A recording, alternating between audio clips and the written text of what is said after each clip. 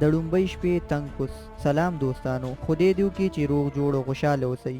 امید لرم چې د صحت جامې به مو په تن وي. دوستانو، نن زموږ ویډیو د دې باره کې ده چې کوم نارینه واده نه وي کړی او هغوی ته دا پته نه وي چې په ډومبۍ شپه به د میرمنې سره څنګه کوروالی کې، ځکه چې په ډومبۍ شپه د میرمنې سره د کوروالي په وخت کې د هغې د بکارت پرده په کومه طریقه باندې وشلېږي چې هغې ته تکلیف ونه رسي او تاسو هم د ډومبۍ شپې نه خوند واخلئ. د دې نه مخکې دوستانو چې زه تاسو ته دا معلومات درکم، که تاسو زموږ چینل سبسکرایب کړی نه وي نو زموږ چینل سبسکرایب کړئ او په خوا کې ورسره د ټلۍ نشان هم ووهئ چې زموږ راتلونکي ویډیو د ټولو نه اول تاسو ته در ورسي. دوستانو، دارنګې ډېر نارینه دي چې هغوی د واده په شپه خپله ناوې په کوټه کې تنها وویني نو ډایرکټ پې ورشي او د هغې نه کپړې وباسي او کوروالی ورسره شروع کړي چې د دې په نتیجه کې د هغې میرمنې ته دومره زیات تکلیف ورسي چې هغه ترې نه خفه شي. نو دوستانو، تاسو چې کله اول کمرې ته لاړ شئ نو 2 رکعاته نفل وکئ او الله تعالی نه سوال وکئ چې دا واده په ما باندې بختور شي. د هغې نه پس خپلې میرمنې سره کښېنئ او خپلې میرمنې سره د کور باره کې خبرې وکئ چې زما د مور پلار به ډیر زیات عزت کې او زمونږ په کور کې به جنگ جګړې نه پیدا کې. دوستانو، په هغې نور تاسو ښه پوهیږئ چې میرمنه تاسو پوه کړئ چې ستاسو کور اخره کې بیا روان نشي.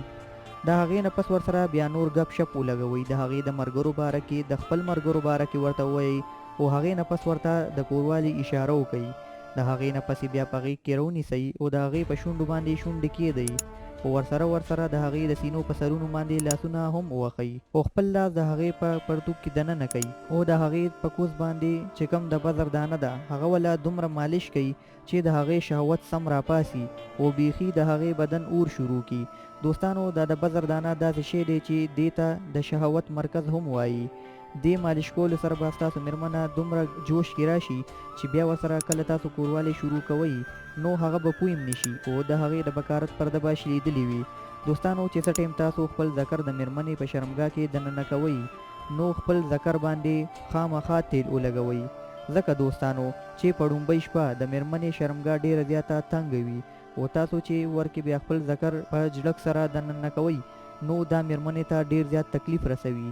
څه ټایم چې تاسو د میرمنې په شرمګاه کې ذکر دننه کوئ نو د میرمنې په خوله باندې خوله کښېږدئ او د هغې یو لاس کې خپل لاس او په بل لاس کې خپل لاس ورکئ او په هغې باندې اوده شئ او ښه مضبوط یو څو جټکې ورکئ. دوستانو، 2-3 جټکو سره به هغې له لږ شان تکلیف وي، خو چې کله هغه خوند کې راشي نو هغې نه به دا تکلیف ایر شي او تاسو به د کوروالي نه خوند واخلئ. دوستانو، دارنګې ډېر نارینه وي چې هغوی ورسره ډایرکټ کوروالی شروع کړي چې د دې په نتیجه کې د هغې میرمنې شرمګاه زخمی شي او بیا هغوی هفتو پورې کوروالی نشي کولی. نو دوستانو، په دې ویډیو کې چې ما تاسو ته کومه د کوروالی طریقه وښوله، تاسو چې دارنګې خپلې میرمنې سره کوروالی کوئ نو تاسو په ډومبۍ شپه د 3 ځلو پورې کوروالی کولی شئ. د 3 ځلو نه زیات مه کوئ. په 2مه شپه ورسره بیا تاسو چې څومره کوروالی کوئ نو د هغې نه پس ورسره کوروالی وکئ، ځکه چې په ډومبۍ شپه د هغې شرمګاه له دومره تکلیف نه دي رسول پکار. نو امید لرم دوستانو چې ستاسو به زموږ دا ویډیو خوښه شوي.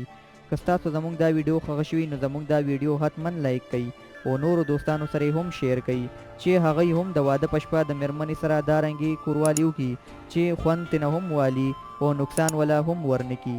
راتلونکي ویډیو پورې د الله په امان.